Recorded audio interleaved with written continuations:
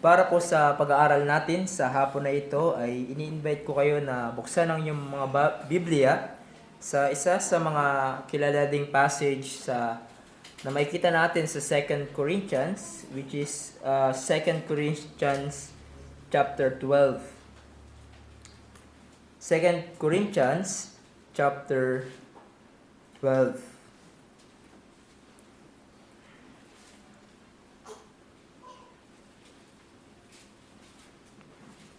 Beginning verse 7, 2 Corinthians 12, beginning verse 7, to keep me from becoming conceited, because of the surpassing greatness of the revelation, a thorn was given me in the flesh, a messenger of Satan to harass me, to keep me from becoming conceited. 3 times I pleaded with the Lord about this, that it should leave me. But he said to me, my grace is sufficient for you, for my power is made perfect in weakness. Therefore I will boast all the more gladly of my weaknesses, so that the power of Christ may rest upon me. For the sake of Christ then I am content with weaknesses, insults, hardships, persecutions, and calamities, for when I am weak, then I am strong. Tayo po ay manalangin at tumingi muli ng tulong sa Panginoon. Our gracious and Heavenly Father, salamat po, Panginoon, sa naging tulong niyo po sa amin sa buong araw na ito. At ngayon na kami muli ay haharap sa inyo at pag-aaralan ng inyong mga salita, bigyan niyo po kami ng kalakasan, ng focus, ng aming pag-iisip at ganoon din po sa aming physical na pangangatawan. We do acknowledge our weaknesses, our inadequacies, that apart from you, we can do nothing. We need the help of the Holy Spirit to illumine our hearts and mind upang tubusan po naming maintindihan ang nais niyo pong sabihin sa amin sa hapon na ito. May you powerfully work in our midst, knowing, Panginoon, na kami, inyong mga tao, ay may struggle din, may mga labi ng kasalanan. May, through your words, you speak to us and help us sa amin pong buhay Kristiyano. Nawa ang pag-aaralan namin ay patuloy na maging paalala sa amin na merong kabuluhan ang anumang mga bagay na pinangyayari niyo po sa aming buhay, whether ito po ay hindi kaaya-aya sa aming paningin. Help us, Father. May your Son be glorified in our midst through the power of the Holy Spirit. In Christ's name. Amen. Ang buhay Kristiyano ay merong iba't ibang yugto. There are times that we are on the mountain top, so to speak. Encourage tayo sa ating Christian life. Ang ating panalangin ay madaling nasasagot. Wala tayong masyadong mabibigat na pagsubok sa buhay. We are growing deeper in the Word of God. Kasama ng mga kapatid sa Panginoon, there are spiritual victories sa atin na ating nararanasan, etc. At masaya at masarap sa atin ang mga experiences na yon. But on the other hand, hindi lagi ganito ang ating karanasan. Hindi laging mountaintop experience. There are dark times, there are valleys and troubles we need to go through. Mga mabibigat na problema na ating kinaharap sa buhay. Mga problema na even ang ating buhay ay naapektuhan at ating spiritual life. Ngunit ang magandang balita para sa atin na mga believers ay sinasabi ng salita ng Diyos that there's no such thing as trial without purpose. God works all things together for our good, for those who love Christ, Even our sufferings, God uses them to accomplish His good and wise purpose sa ating buhay. Jerry Bridges once said, God never wastes pain. God never wastes pain. Every afflictions, every heartache, every disappointments, and every trivial frustrations that you encounter has a purpose from God. And here in our passage today, Paul will lay out yung before us kung ano ang purpose at ginagawa ng suffering sa ating buhay bilang mga mananampalataya sa pamamagitan ng kanyang karanasan.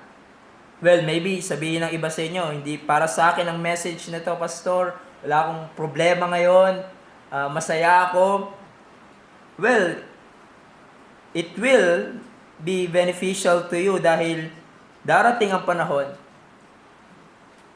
We don't know dahil na tayo ay daranas ng mga valleys and even shadows of death na pwede nating pagdaanan in the next years or months. And so let us consider 3 headings kung paano ginagamit ng Diyos ang ating suffering. First, God uses suffering to prevent us from becoming proud. To prevent us from becoming proud. Now tayo bilang mga mananampalataya ay malapit na mahulog sa kayabangan. Pride is the oldest sin and common sin among the believers.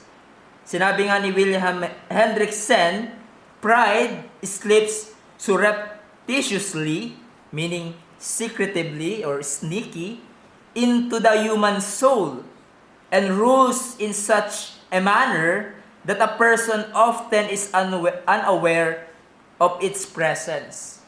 Unaware of its presence, yung kayabangan. In fact, makikita natin dito, Paul was actually, sa ating text, countering yung pagmamalaki ng mga false teachers na umaatake sa kanya. Now, we can see na itong mga false teachers ay nagyayabang sa maraming bagay.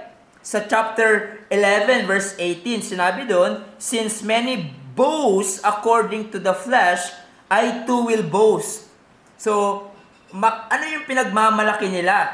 Well, kung titignan natin, hindi na natin babasahin lahat, but yung chapter 11, makikita natin doon, if you would read it, yung kanilang lahi, pinagmamalaki nila, ang kanilang accomplishments, at yung kanilang ecstatic experience. At ano ang ginawa ni Pablo? He answered a fool according to his folly. So, sinasabi ni Pablo, yan ang pagyayabang nyo, meron din ako niyan. At masigit pa. Countering their boast, kumbaga, matching their boast, at hinihigitan pati ito ni Pablo. He answered them according to his folly. Paul said in verse 2, I know a man, referring to Paul, and by the way, that's humility, getting away from boasting. Instead of using a personal name Paul, he used the words man of man.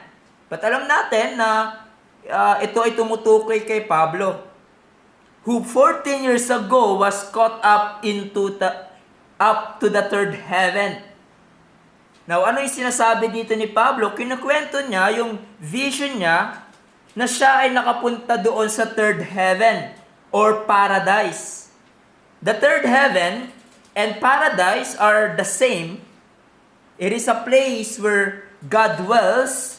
It is the place where the believers will dwell with God.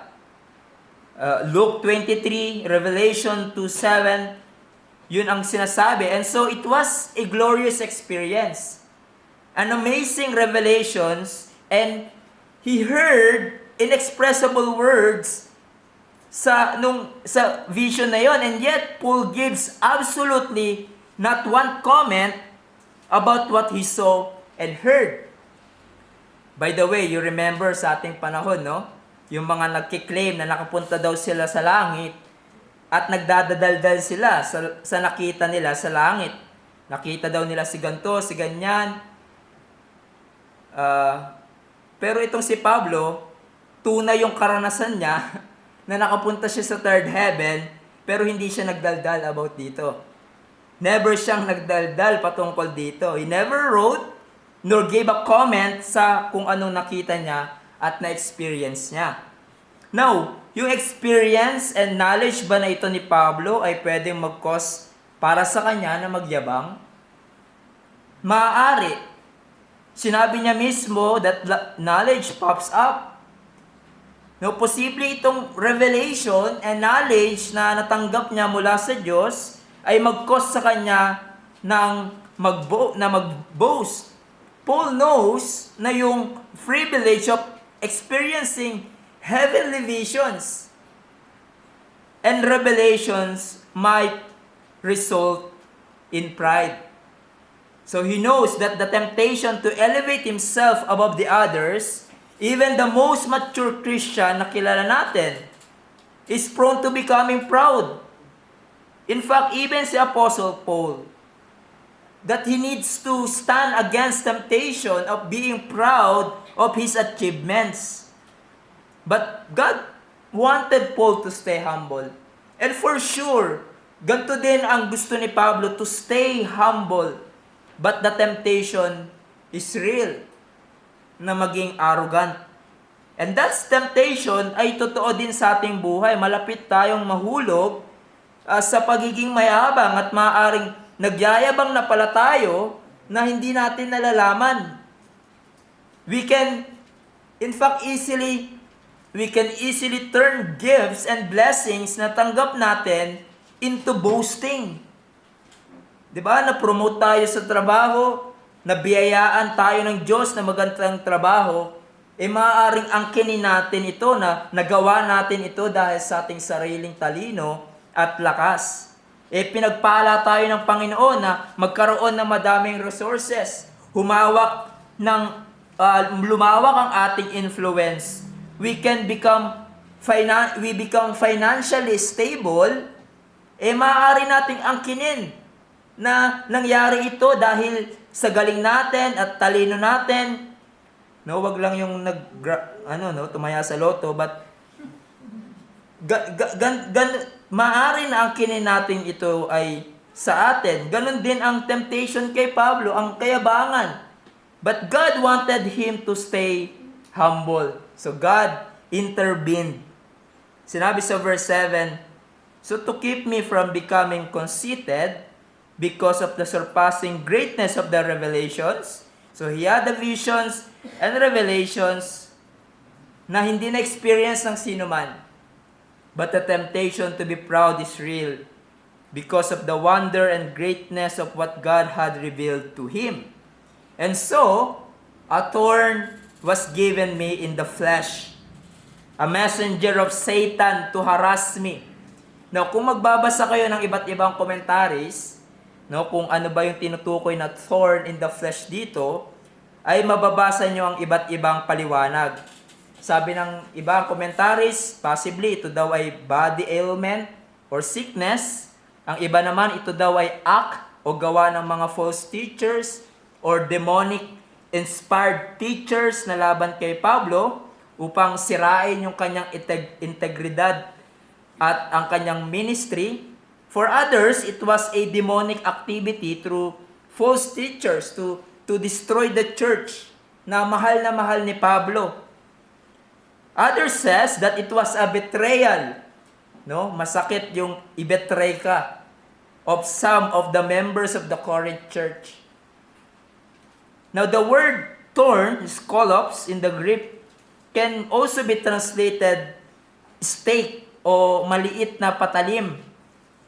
And this would imply that whatever this was in Paul, was not a simple superficial cut that would not heal, but something that was more intense. It is something na napaka-painful. Now, we don't know exactly what it was. In God's wisdom, hindi ito hinayag ng Panginoon sa atin in detail, at hindi din hinayag ni Pablo exactly ano ba tong thorn in the flesh. But that's okay. In fact, blessing pa nga ito. You know why? Dahil kung in-identify sa atin ni Pablo in detail, maybe some of us cannot relate to Paul's sufferings. Diba? Kung sinabi kung ang thorn in the flesh ay may kinalaman sa false teachers, many of us cannot relate dahil wala naman tayong marahil experience doon. Kung ito man ay physical illness, di ba? Yung thorn in the flesh ay gout or arthritis, or hindi makaka-relate ang iba sa atin. Or yung kanyang pananalita, may problema siya sa pananalita. Marami sa atin ang hindi makaka-relate. But what we do know is that ang thorn in the flesh, whatever it is, ay nagbigay kay Pablo ng great trouble. It is a messenger of Satan to harass or to torment. The word torment, literally it means to strike with the fist. The word is used in Matthew 26, verse 67. They spat him in his face and beat him with their fist, and others slapped him. In other words, thorn in the flesh given to Paul caused a great suffering in his life. And we are even told na it was a messenger of Satan. Now we can see here ang pagiging sovereign ng Diyos even over Satan. Katulad ng nangyari kay Job, God allowed Satan to inflict disease to Job for his wise and good purpose. So same what happened here. It is a messenger of Satan. It is painful. And yet above that is the sovereign and good purpose of God. It is for the good of Paul. But we are not to think, that every disease and sufferings ay nagmula kay Satanas. Masakit ulo ko, si Satan yun. But occasionally, Satan, and we have studied this, sa ating Wednesday Bible class, Satan is allowed occasionally to inflict diseases to people, and yet ito pa din ay nasa ilalim ng matalinong pagpapasya ng Panginoon. One author says, his vision, and I love these words, nasabi niya, his vision of heaven necessitates a messenger from hell. Humarap si Pablo sa isa sa mga masakit na yugto ng kanyang buhay, sa isang matinding suffering, a thorn in the flesh, and yet we are told that it is a gift from his heavenly Father. Ito ay makakabuti para kay Paul to prevent him from being conceited. His vision of heaven necessitates a messenger from hell. And there we can relate to Paul. Sa matalinong purpose ng Diyos, tayo din ay hinahayaan niyang humarap sa matinding pasakit at suffering sa buhay. Ang suffering natin could be merong kinalaman sa physical na karamdaman. It could be someone na naninira ng iyong pagkatao. It could be inaakusahan ka ng kamalian na hindi naman totoo sa iyong buhay. Or maaari din ang suffering, a betrayal from friends. Or for some, loneliness. Dahil mag-isa ka lang sa buhay. It could be persecution. It could be pagsubok sa iyong trabaho, loss of job and income. May financial problem ka. Maaari din na isa sa masakit na suffering na nararanasan ng mga believers ay makita ang kanilang mahal sa buhay o mga anak na hindi pa nagtitiwala sa Panginoon. At patuloy na tinatanggihan ang Ebanghelyo. It's painful. And God could use those use those sa ating buhay upang i-humble tayo, upang ipakita that we are not in control sa pinangyayari ng Diyos sa ating buhay. And we are being reminded that we need always to depend upon the sufficient grace of God in every circumstances of our lives. So we need those humbling experiences from God upang makita natin that we are not sufficient in of ourselves. That apart from Christ, we can do nothing. Upang ma-realize natin that we need Christ every hour and His grace in every step of our way. And so, the thorn is the flesh. The thorn in the flesh was given to Paul to keep him from becoming conceited. God gave it to Paul for his good. And Paul acknowledged that. He acknowledged that it was coming from the hand of his wise and loving Heavenly Father. Inalaw ng Diyos the thorn in the flesh. For what purpose? For his good. To keep him from exalting himself. So ganito ang ginagawa ng Diyos sa kanyang mga anak. If you are a believer, no maaari itong mangyari sa iyo dahil gusto ng Diyos that His children to remain humble. To the degree that He uses the forces of hell to humble us. At ito ay para sa ating ikabubuti. Sinabi ni Kevin DeYoung, to be pinned down by a messenger from Satan was better than to be ruined by pride. God is gracious to hide our fruit from us. He gives us enough encouragement to keep us going, and He hides enough to keep us humble. Now, while studying this, I said sa aking sarili, I wish merong ibang mas effective way para mag-grow ako in humility. But here's the effective way, the thorn in the flesh, as sufferings of life. And so ang hamon sa atin, we can praise God for what humbles you. Praise God for what humbles you and embrace suffering that humbles you. Dahil kung nangyayari ito sa iyong buhay, where you realize you need the God every hour, we need this grace, and you are not relying on your own strength. God is at work in your life. God is working in your life to mold you, to teach you, to strengthen your faith. And gusto ng Diyos na maging mapagkumbaba tayo, and God is after our humility. He wants His people to stay humble, and that we always depend and look to God for help. Kung ang suffering mo ngayon is to keep you humble, by God's grace, embrace that suffering that humbles you. Accept that suffering that makes you grow more in humility and dependence upon God. And so, that's one of the purposes of sufferings, to prevent us from becoming proud. But secondly, God uses suffering to bring us closer to Himself. Sinabi sa verse 8, 3 times I pleaded with the Lord about this, that it should leave me. Now, yung salita pong pleaded or entreated, it means to beg. No, yung lubhang pagmamakaawa.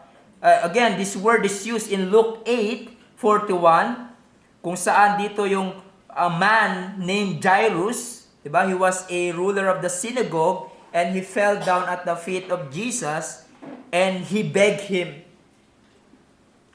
to come to his house, for he had only one daughter na merong sakit. So the thorn was so painful na hinahangad ni Pablo na ang maalis ang suffering na ito sa kanyang buhay. 3 times, sabi doon, 3 times he pleaded to God, going back and forth as it were. Paul is saying, Lord, I cannot take it. I can take it.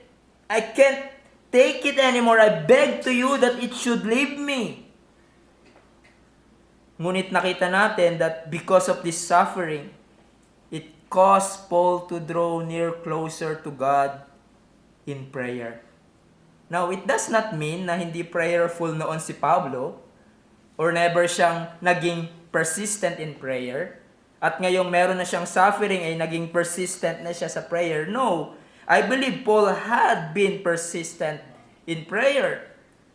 He was a prayerful man. But the principle na makikita natin dito is that ang suffering ay merong positive impact sa atin bilang mga believers. And what is that? We draw near to God in prayer. Diba? Sabi nga ni J.C. Ryle, sufferings are intended to make us think, to win us from the world, to send us to the Bible, and to drive us to our knees.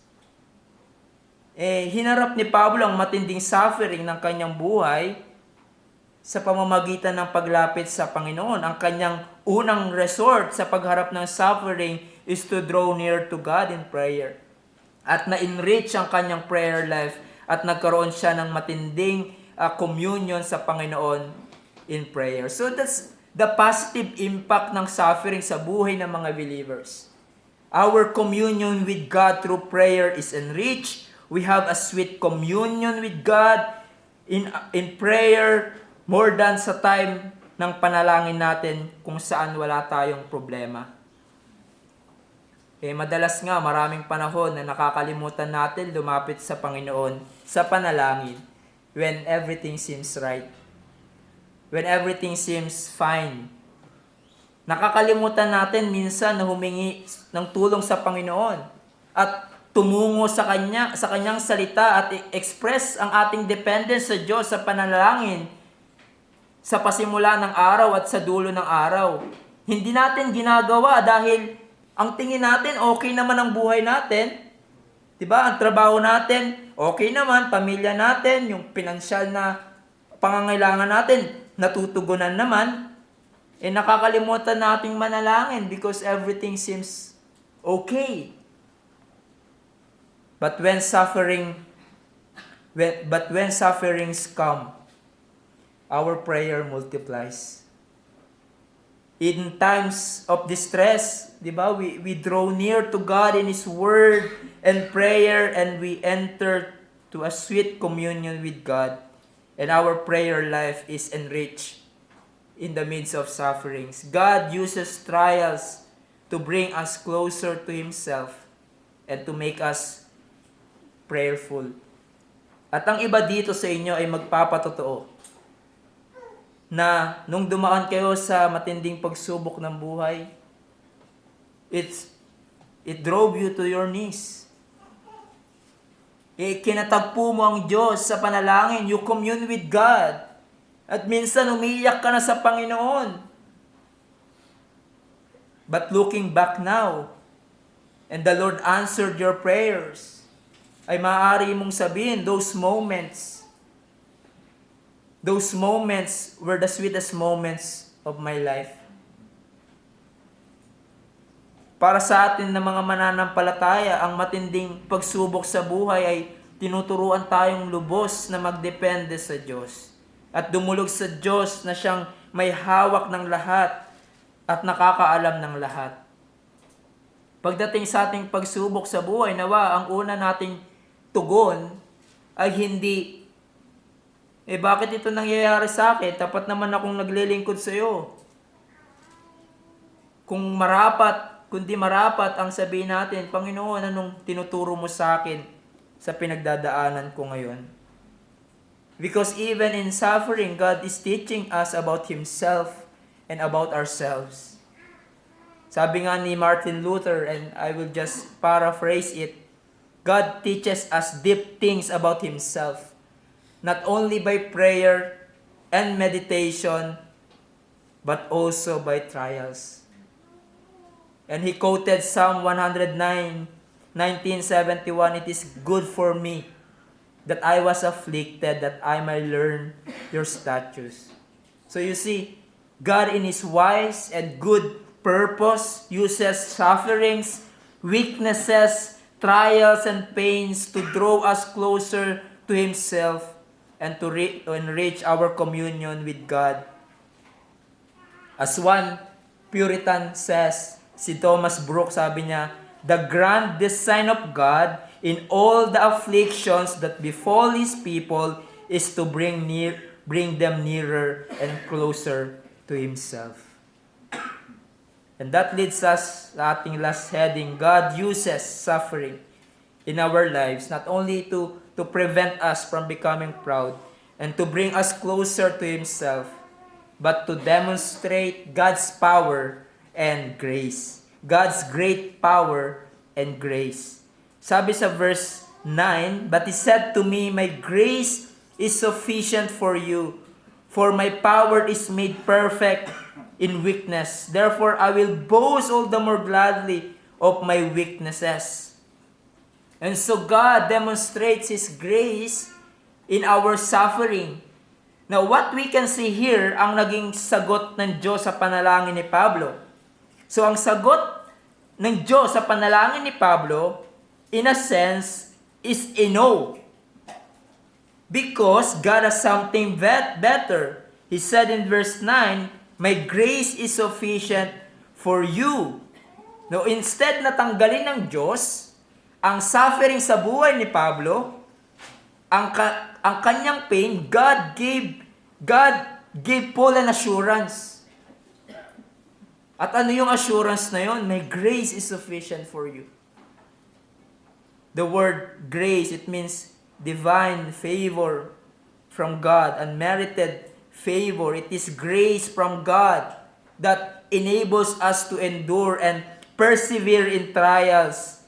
Ito yung aspeto ng biyaya ng Diyos na tumutulong sa atin upang magkaroon tayo ng kalakasan na harapin ang pagsubok sa buhay. So in other words, it is a persevering grace.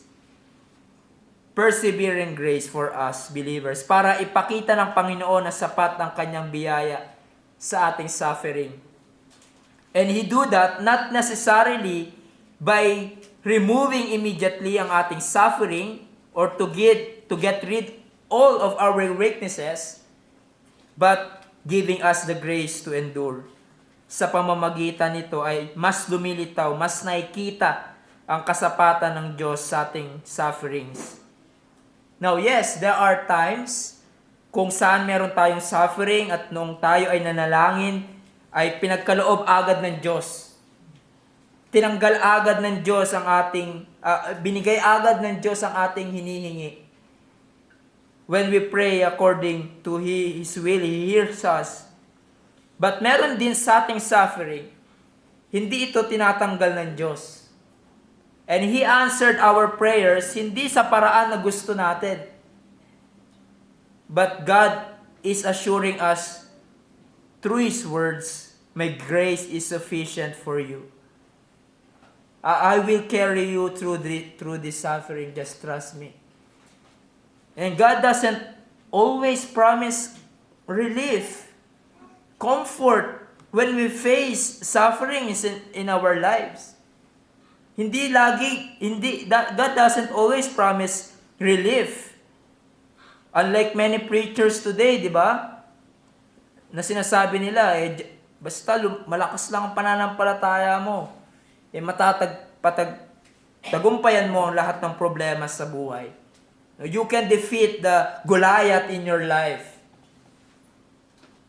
So kung meron kang sakit, di ba, healing will immediately come in your life. Sinasabi pa nila, if you follow Christ, magiging healthy ka, wealthy ka, prosperous, yung business mo sasagana, you will be free from suffering. That's ridiculous. Dahil kawawa naman si Pablo. Na kung totoo yung sinasabi nila. And they promise things that God never promised. God does not promise relief or healing when we face sufferings in our lives. But God assures us as His people that His grace is sufficient for us, that He will enable us to endure in the midst of sufferings.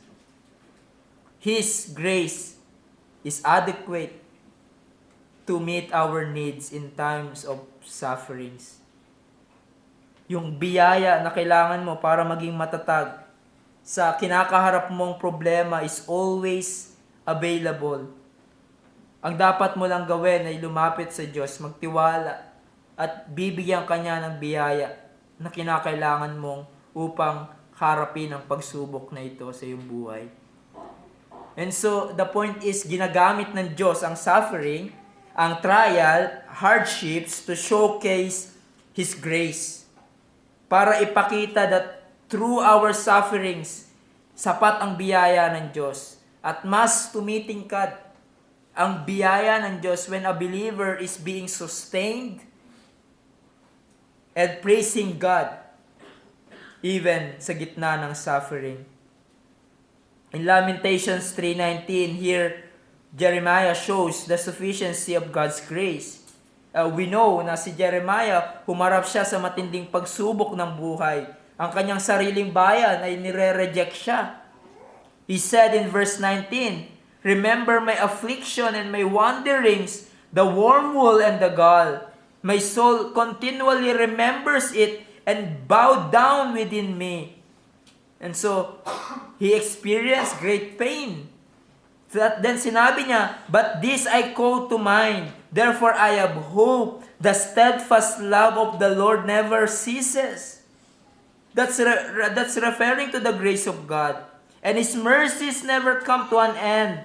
They are new every morning. Great is your faithfulness. The Lord is my portion, says my soul. Therefore I will hope in Him." You see, ang grace ng Diyos, ang loving kindness ng Diyos ay sapat at nag-uumapaw even sa gitna ng suffering. He will show it to those who trust Him. Therefore, hope in God. Like Jeremiah, wait in silence. Embrace your suffering, for in it God's sufficient grace is being displayed. But ganun din ang kanyang great power.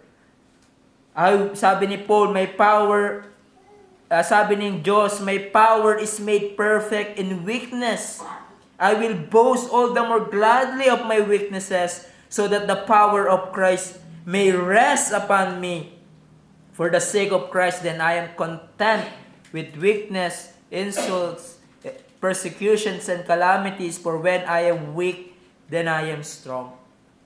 One writer notes that God's strength is made perfect in weakness because He delights in taking situations where human strength is lacking to demonstrate the greatness of His power. Sinabi ni Pablo in verse 9, "I will boast in my weakness." Di ba nakakamangha yung salita na yan? Sinasabi ni Pablo, "I was happy. I was thankful sa aking weaknesses, sa aking hardships, sa aking pinagdadaanan." This is strange. Sinabi niya pa, "I am content with weakness." In other words, he is at peace with sufferings. This is strange. Ano ba ito? Isa bang masochist si Pablo? No, na nag-e-enjoy siyang masaktan? No, si Pablo tao din. Nakakaramdam ng sakit, hindi niya gusto yung suffering na pinagdadaanan niya. Kaya nga gusto niya ipatanggal. In fact, gusto niya mawala yun sa kanyang buhay. And yet he says, "I will boast. I will be content with hardships, insults, calamities, and persecutions." And so we ask why.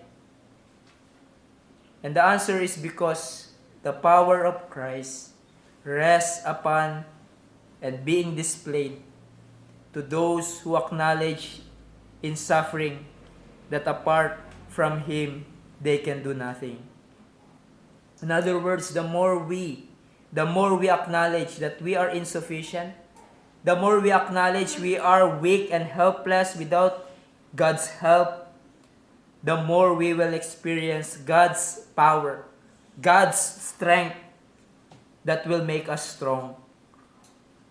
and stand firm in facing pains and trials of our lives. Pero kung sa gitna ng pagsubok ay wala tayong pagdedepende sa Diyos, tinitignan natin na kaya nating malampasan no ang problema sa pamamagitan ng ating sariling resources, ng ating sariling lakas, you will not experience ang kapangyarihan ng Diyos in the midst of suffering, His power to sustain.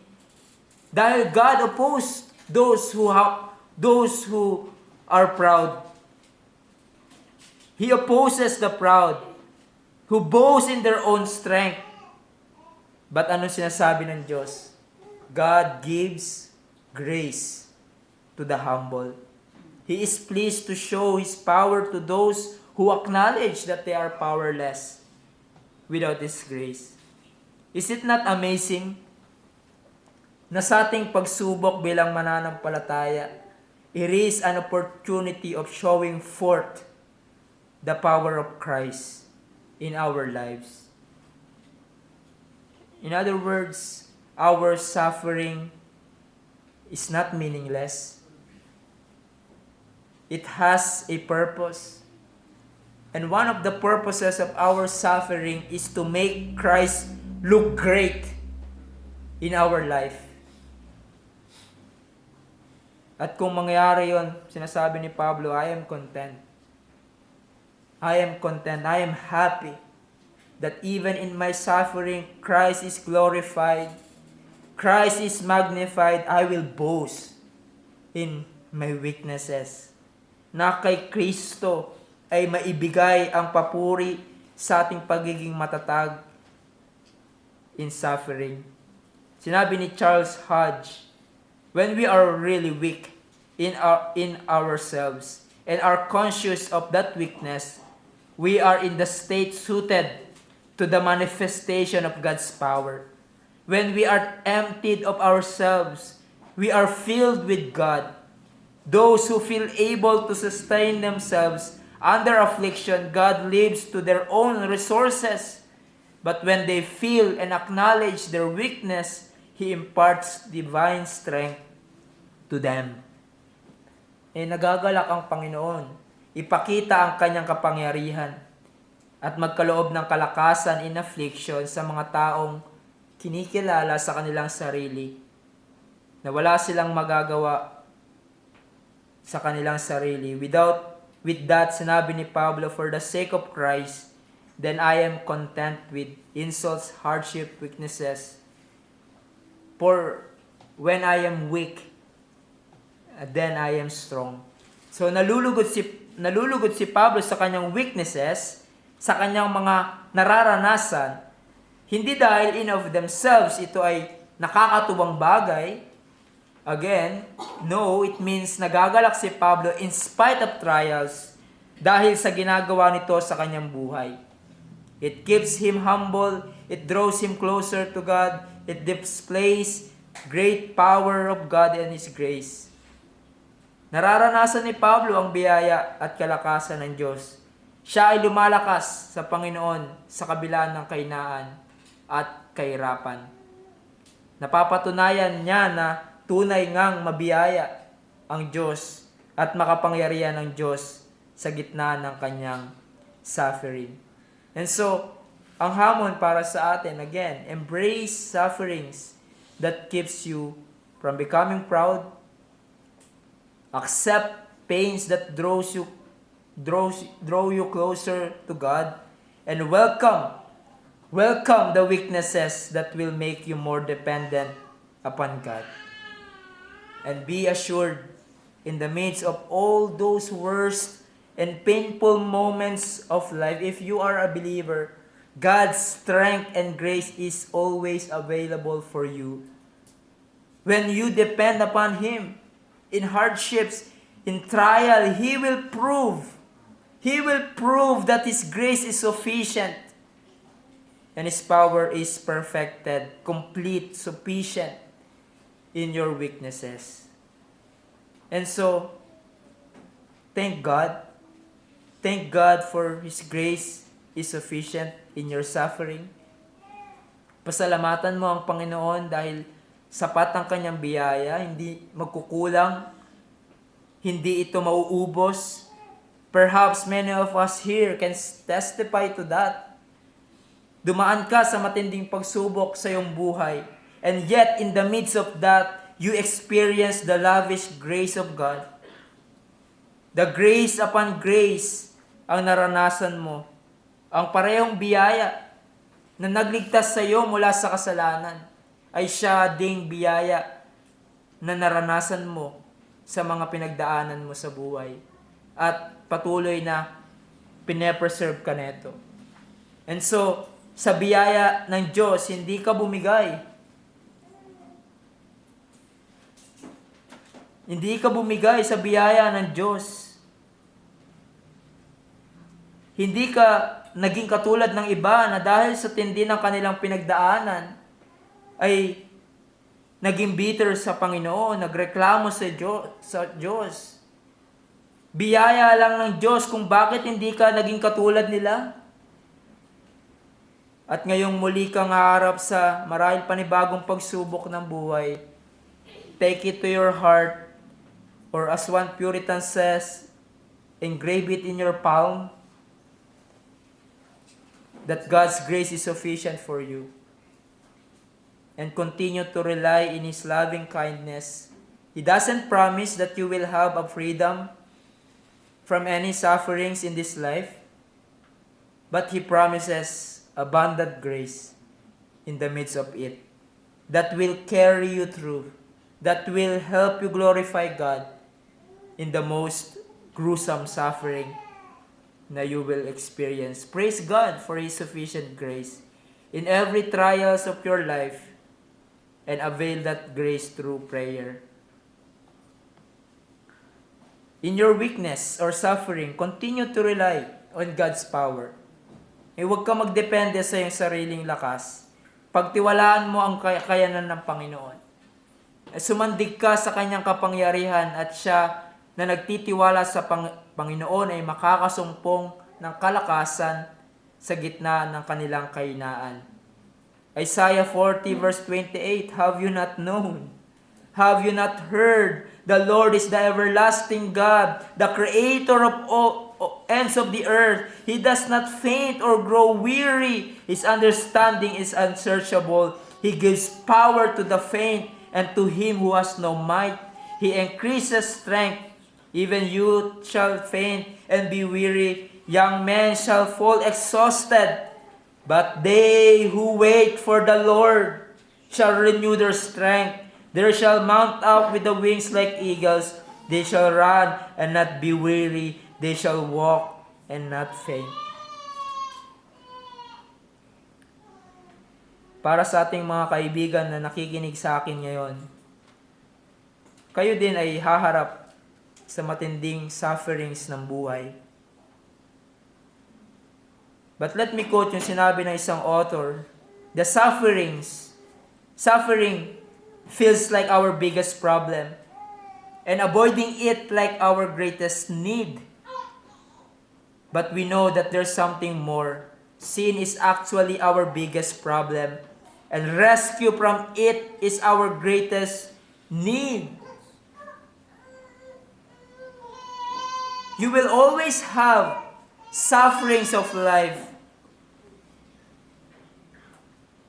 And you think yan ang pinakamalaking problema? Financial problem, family problem. Yes, those are problems. But my friend, that's not your biggest problem. Your biggest problem is sin. Hindi yung wala kang sapat na pera ngayon. Hindi ang nauubusan ka ng resources or nalilugi ka sa iyong business. Hindi rin ang meron kang sakit ang pinakamalaki mong problema. Ang resources, dahil pwede bumalik ang mga yan once na magkatrabaho ka ulit. Ang physical na kalakasan, physical na sakit, pwedeng gumaling. Ang pera, pwedeng makuha muli. But sin always stay with you. At galit ang Diyos sa kasalanan at sa gumagawa ng kasalanan. dahil siya ay matuwid at banal na Diyos. At ang kabayaran ng kasalanan ay kamatayan. Di lang kamatayan sa buhay na ito, kundi kamatayan sa ikalawang buhay sa impyerno. At walang ibang gamot o sagot sa problema mong kasalanan kundi si Jesus lamang. Si Jesus na nabayubay doon sa krus ng Kalbaryo, na tinanggap ang parusa na nararapat para sa ating mga makasalanan upang ang sinumang magtiwala sa Kanya ay hindi na mapahamak kundi magkaroon ng buhay na walang hanggan. Sinabi ni Jesus in Mark 2:17, "Those who are well have no need of physician, but those who are sick, I came not to call the righteous but sinners." The cure to your greatest maladies, which is sin, is only to be found in Christ and Christ alone. At ang panawagan sa iyo ni Jesus, repent of your sins, come to Him and believe in Him, and you will be saved. You will have eternal life. You will be rescued from your greatest problem, which is sin. If only you believe and trust Him for your salvation. Let's pray.